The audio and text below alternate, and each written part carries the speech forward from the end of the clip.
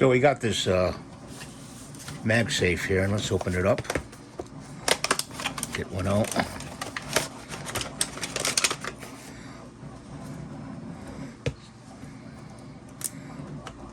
If this fits, we'll be good to go, and it does fit. Good. So we have to run the wire in here, but the problem is it won't fit because USB.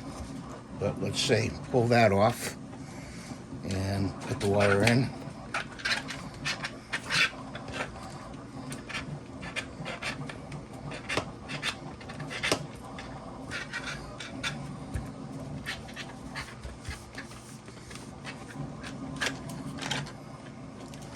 Coming out the other end.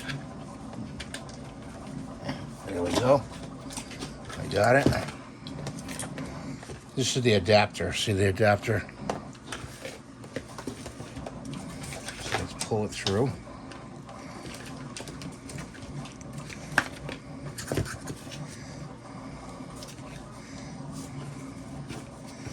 Pull it through like that. And then stick it in there like that. And then the phone rests in there on the charger. And then this adapter goes back on. And we're all set.